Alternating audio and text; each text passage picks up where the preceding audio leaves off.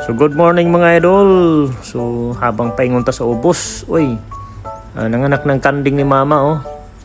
So mga himsog kay mga anak ni guys o mga tambok pod na. So kaso lang guys, puro mga lalaki. So pangpapait ni siya pohon guys. So sakto kayo na siya papait. Karon padong ta sa ubos. So kani mo ni atong gitamnan sa kapayas. So subayon na to atong kapayas kung sanay tsura. So na siya, so medyo niwang. Ato na siya nabunuhan. Tapos abot pa ni siya guys dito sa may ubos. Kana siya oh. So mo na siya atong gibutang sa boundary sa among yuta. So may mga lubi diha. Tapos dito sa unahan na doon na patay kapayas na siya oh. Pero wala sila mabuhi tanan guys kay nainitan. Matay ka na, medyo dako-dako na ni siya oh. So na dito dapit sa tumoy is medyo dako na gito. So wala siya magdungag tubo guys. Kana siya medyo dako na siya nga pagkakapayas. Maintag makabunga na siya guys. So kani diri sa dapit. So kung nakita ninyo namatayan ng mga sagbot kaya ato na siyang gipa-sprayhan. So di na igapit guys. Atong gitanom mga to ang kalamansi kung inumdum mo sa akong vlog itong mga niagi. So nag-order ta og 100 pieces na kalamansi. So dire to siya gitanom. Kana siya, mao na siya oh. So doon na di ato mga lubi, tapos doon na sa tay mga bagong saging.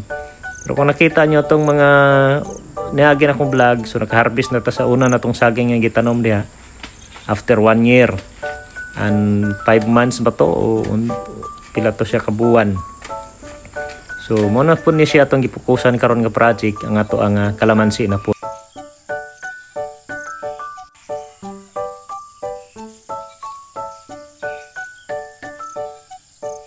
Tanaw niyo kalamansi oh.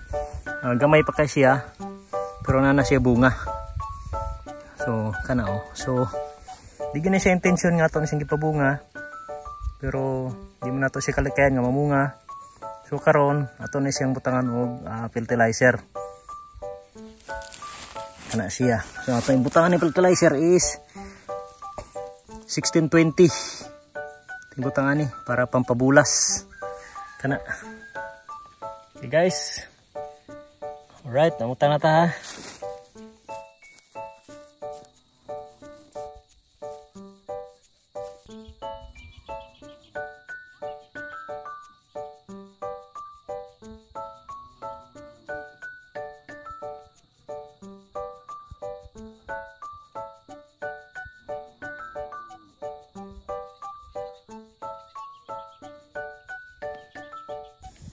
So tanawan ninyo sili guys, so daghan kaayo.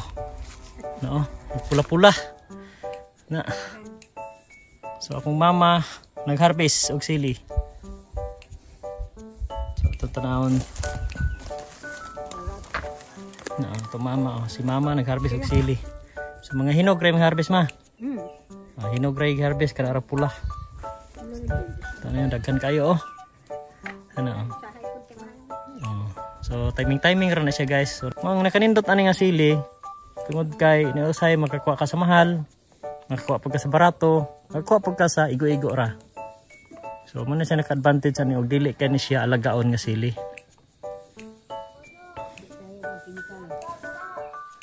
So wala ni siya i-spray, pulyar lang.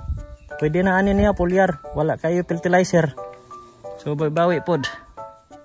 Kung dito na tama na itong video guys, daghang salamat, bye bye, God bless, Merry Christmas.